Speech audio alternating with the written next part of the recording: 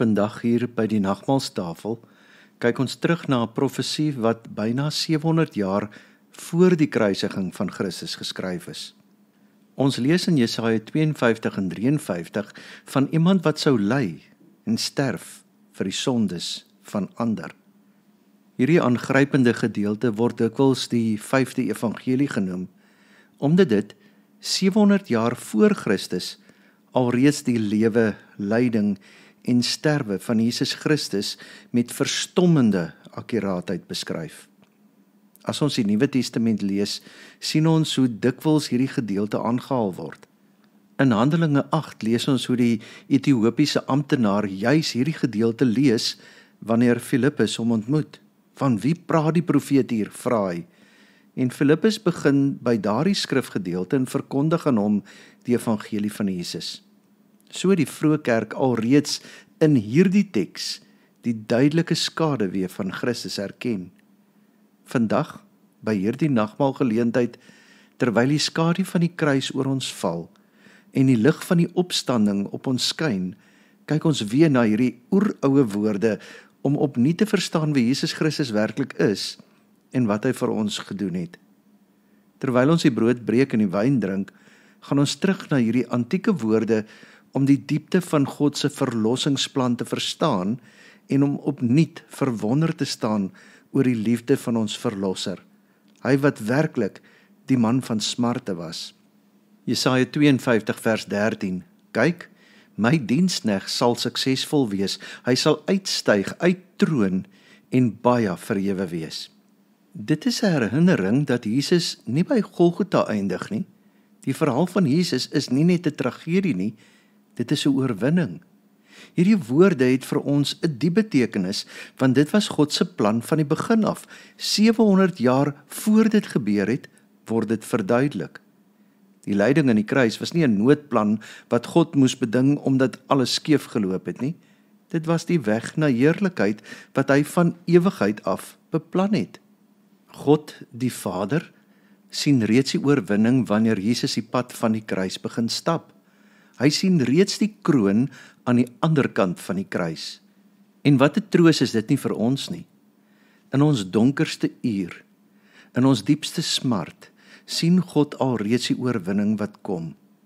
En dan volg die skokkende kontras, Jesaja 52 vers 14.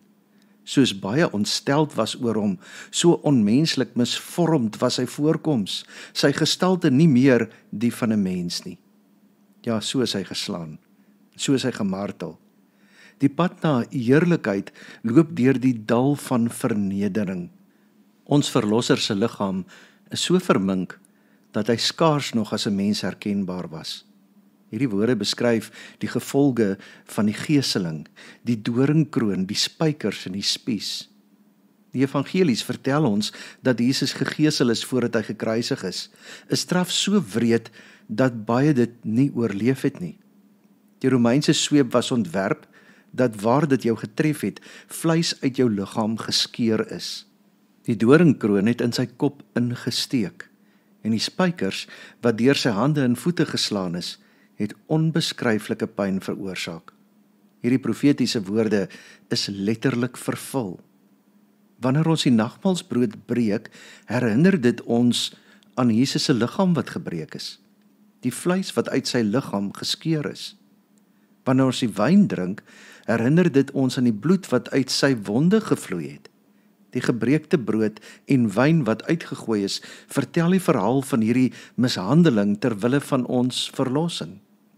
En tog gaan hierdie verse verder en beskryf iets ewe verstommends in Jesaja 52 vers 15. Net so sal hy baie nasies verbuister. Konings sal oor hom swyg. Ja, hulle aan wie niks vertel is nie, sien, en wie die gehoor het nie, begryp. Die een wat so verwerp en mishandel is ook die een wat koning sal verbaas. Die een wie se gesig so misvormd was deur die wreedheid van die mense, sal die nasies laat opspring van vreugde oor hulle verlossing. Hierdie geweldige teenstelling beskryf die hart van ons geloof. Hy moes gemartel, veroordeel en verwoes word, sodat jy verlos kan wees. sodat jy kan leef. Jesaja 53 van vers 1 af. Wie het geglo wat ons gehoor het? En die arm van die Here, aan wie is dit geopenbaar? Hy het soos 'n jong loot voor hom opgegroei, soos 'n wortelstok uit droë grond. Hy het nie 'n gestalte gehad, geen glans dat ons na hom sou kyk nie, nie 'n goeie voorkoms dat ons hom sou begeer nie. Hy is verag, deur mense verlaat, 'n mens van smarte, bekend met siekte, soos iemand vir wie 'n mens jou gesig verberg. Hy is verag en ons het hom nie geag nie. Jesaja 53 begin met 'n vraag wat nog steeds vandag weer klink. Wie het geglo? Die wonderbaarlike boodskap van verlossing deur 'n lydende verlosser was nog altyd moeilik om te glo. Die Jode het 'n triomferende Messias verwag wat die Romeinse juk sou afwerp. Die Grieke was op soek na wysheid.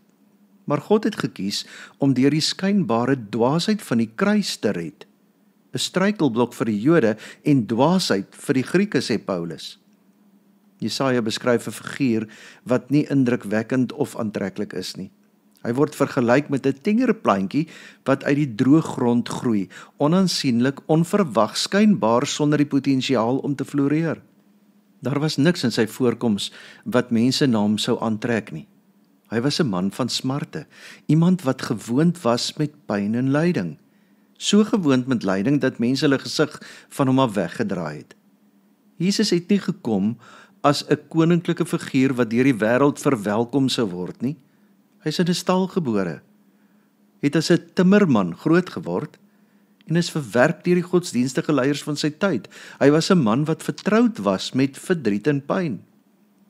Die evangelies vertel ons dat Jesus gehuil het by Lazarus se graf, dat hy gehuil het oor Jerusalem, dat hy vreesbevange en eensaam was in die tuin van Getsemane, terwyl sy disippels in die slaap was. Hy was werklik 'n man van smarte. Dieselfde skrifgeleerdes en fariseërs wat so gretig gewag het op die koms van die Messias, het hom nie herken toe hy gekom het nie, omdat hulle 'n ander soort verlosser verwag het. Hulle kon nie glo dat God se krag juis deur swakheid geopenbaar sou word nie. En so het hulle hom verag en verwerp.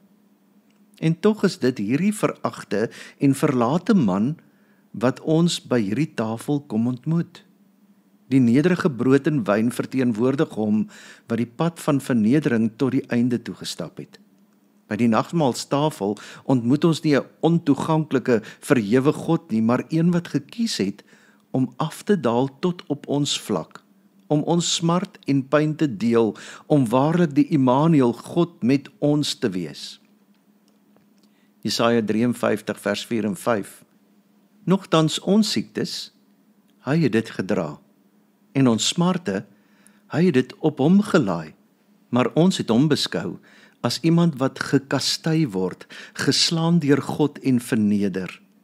Hy is egter deurboor oor ons oortredings, verbrysel oor ons sondeskuld. Die straf wat ons vrede bewerk was op hom, en deur sy wonde is daar vir ons genesing. Hier kom ons by die hart van die evangelie en van die nagmaal, plaasvervanging in ons plek. In hierdie verse vind ons die diepste geheimenis en die hoogste wonder van God se verlossingsplan. Die woord nogtans aan die begin van vers 4 is veelzeggend. Ten spyte van ons veragting en verwerping van hom, ten spyte van ons ongeloof, het hy steeds ons skuld op hom geneem. Die teks openbaar 'n tragiese misverstand.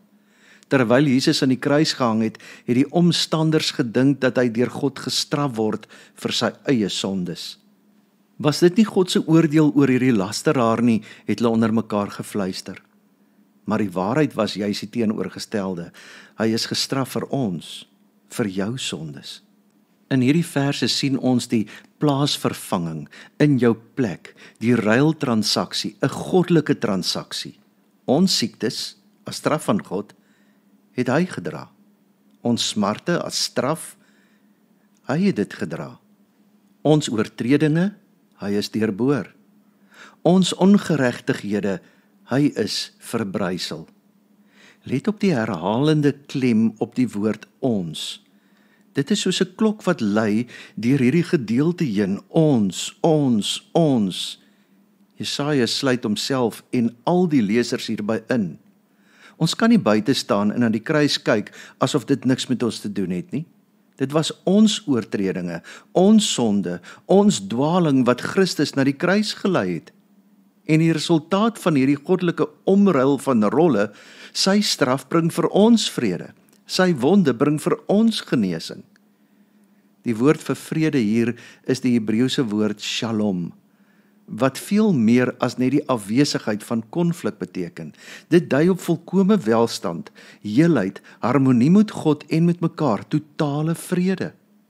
Dit is wat die straf van Christus vir ons veroorsaak het. Nie net die vergewing van sondes nie, maar 'n volledige herstel van ons verhouding met God. En die genesing waarvan die profeet praat, strek verder as fisiese gesondheid. Dit verwys na die herstel en genesing van ons gebroke menswees, die genesing van ons siele wat deur sonde beskadig is. Jesaja 53 vers 6. Ons almal het soos kleinvee gedwaal. Elkeen van ons het sy eie koers ingeslaan, maar die Here het ons almal se sondeskuld op hom laat neerkom. Soos verdwaalde skape het ons almal van God weggedwaal. Sonde is in wese selfgerigtheid. Elkeen het sy eie pad geloop. Maar in sy oneindige genade het God al hierdie verdwaling, al hierdie opstand teen God, al hierdie selfgerigtheid op sy eie seun laat afkom. Die skuldlose is as skuldig behandel, sodat die skuldiges as skuldloos behandel kon word. By die nagmaalstafel vier ons hierdie wonderlike ruiltransaksie, plaasvervanging. Die brood wat ons eet en die wyn wat ons drink, herinner ons dat Jesus nie vir sy eie sondes gelei het nie, maar vir ons sin. Hy het nie sy eie straf gedra nie, maar ons sin. Hy is deur jou sondes mishandel, gestraf en vermink. Paulus praat van hierdie waarheid in 2 Korintiërs 5 vers 21, wanneer hy skryf, hy wat nie sonde geken het nie, hom het God ter wille van ons tot sonde gemaak, sodat ons in hom voor God geregverdig kon word. Wanneer ons vandag die nagmaal gebruik, verklaar ons dat ons deel het aan hierdie uitruiltransaksie. Sy geregtigheid vir ons sonde, sy lewe vir ons dood, sy volmaaktheid vir ons gebrokenheid. Die nagmaal is 'n tasbare uitdrukking van God se wonderbaarlike genade, wat die skuldige vrymaak en die dooie lewend maak. Jesaja 53 vers 7 en 8. Hy is mishandel, maar hy het hom daaraan onderwerp en nie sy mond oopgemaak nie. Soos 'n skaap wat ter slagting gebring word, soos 'n ooi wat voor haar skeerders stom is. Hy het sy mond nie oopgemaak nie. Na onderdrukking en 'n vonnis is hy weggeneem. En sy lot, wie dink daaroor na? Ja, hy is afgesny van die land van die lewendes, vanweë die oortreding van sy volk, het die sla hom getref. Jesaja gebruik twee treffende beelde. 'n Lam wat na die slagplek gelei word, en 'n skaap wat stom is voor sy skeerders. Beide beelde beklemtoon die vrywillige stilte van die Verlosser te midde van sy lyding. Dink aan die verhore van Jesus voor Annas, voor Kajafas, voor die Sanhedrin, voor Pilatus, voor Herodes. Die evangelies vertel ons dat Jesus telkens gekies het om stil te bly oor al die vals beskuldigings. Matteus 27 vers 12 tot 14 beskryf dit so. Die hele tyd wat hy deur die leierpriesters en familiehoofde beskuldig is, het hy niks geantwoord nie. Daarop sê Pilatus vir hom, hoor u nie wat hulle alles teen u getuig nie? Hy het hom egter op geen enkele woord geantwoord nie, sodat die prokurator uitermate verwonderd was. Hierdie stilte van Jesus was nie die stilte van iemand wat geen antwoord het nie, maar die stilte van iemand wat doelbewus kies om te ly. Petrus som dit mooi op in 1 Petrus 2 vers 23. Toe hy uitgeskel is, nie teruggeskel het nie. Toe hy gelei het, nie gedreig het nie, maar homself toevertrou het aan hom wat regverdig oordeel. Daar was geen behoorlike regspleging nie. Hy is nie 'n regverdige verhoor gegee nie, en tog, te midde van hierdie onreg, het hy stil gebly. Hy kon op enige oomblik 'n einde aan sy lyding maak. Hy kon 12 legioene engele ontbied om hom te red, maar hy het gekies om stil te bly. Hy het gekies om te ly. Hy het gekies om te sterf. Jesaja 53 vers 9. Hulle het vir hom sy graf by goddeloses gegee, en by 'n ryke was hy in sy dood, alhoewel hy nie geweld gepleeg het en bedrog nie in sy mond was nie. Jesus sou volgens plan saam met misdadigers begrawe word, soos hy saam met hulle gesterf het. Maar God het anders beskik. Josef van Arimatea, 'n ryk man, het sy eie nuwe graf vir Jesus aangebied. So is hierdie spesifieke profesie ook letterlik vervul. By die nagmaalstafel herdenk ons nie die dood van 'n slagoffer nie, maar die offer van 'n verlosser. Hierdie brood en wyn verteenwoordig 'n doelbewuste daad van liefde, nie 'n tragiese ongeluk nie.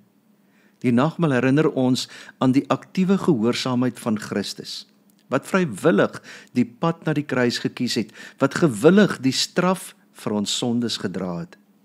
Hierdie plaasvervangingsbeginsel, wat dwars deur hierdie gedeelte beklemtoon word, staan sentraal in ons verstaan van die nagmaal.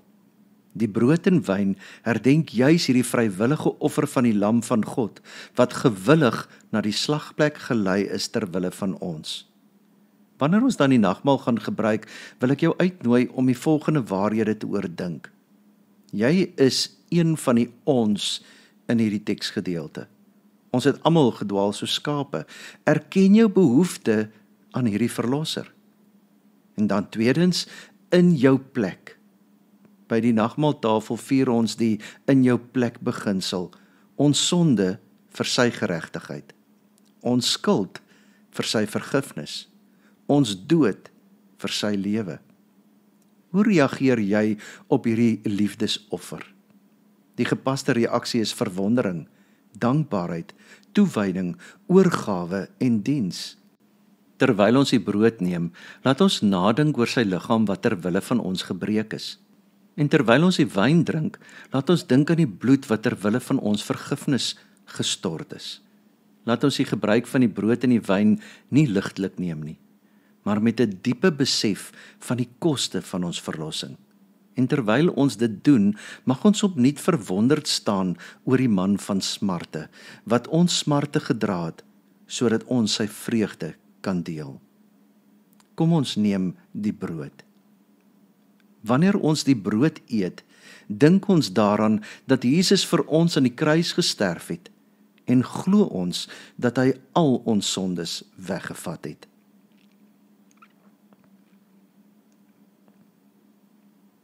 Kom ons neem die wyn.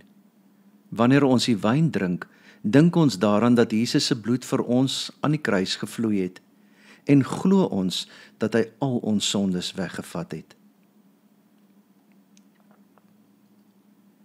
Here, ons vra dat U Gees ons sal herinner aan die koste van ons verlossing. Laat ons diep dankbaar wees vir die genade wat U so duur gekoop het. Laat hierdie brood en wyn nie net simbole wees nie, maar kanale waardeur ons opnuut die werklikheid van U offer en die krag van die opstanding ervaar. Mag ons lewens getuig van die wonder van U verlossing. Amen. Die Here sal julle seën en julle beskerm. Die Here sal tot julle redding verskyn en julle genadig wees. Die Here sal julle gebede verhoor en aan julle vrede gee. Amen.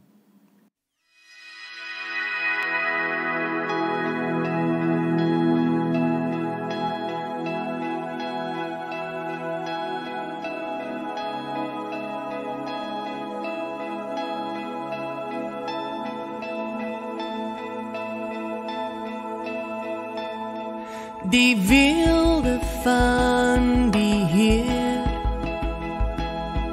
geklee in majesteit, die hele aarde juig, die hele aarde juig. Hy klee homself met lig, en duisternis moet vlug. begin en die einde, begin en die einde. Hoe groot is ons God, ons sing, hoe groot is ons God, almal sal sien, hoe groot is ons God.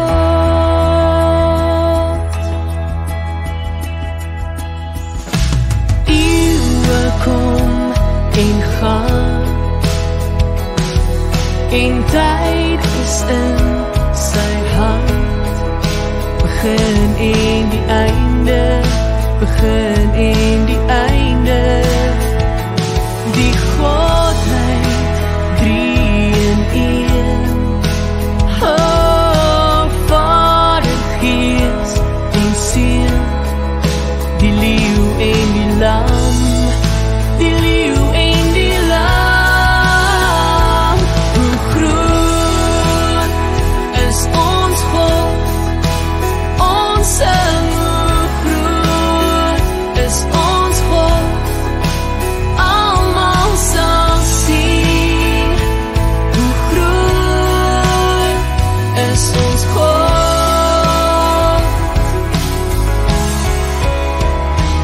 Oh, naam bo elke naam, waardig is die Lam.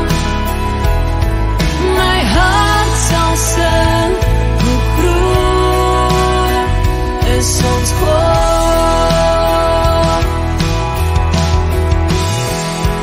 Oh, naam bo elke naam, waardig is die Lam.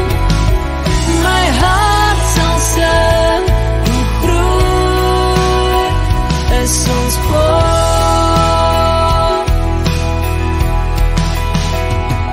Hoe groot is ons God, ons sing, hoe groot is ons God, almal sal sien, hoe groot is ons God.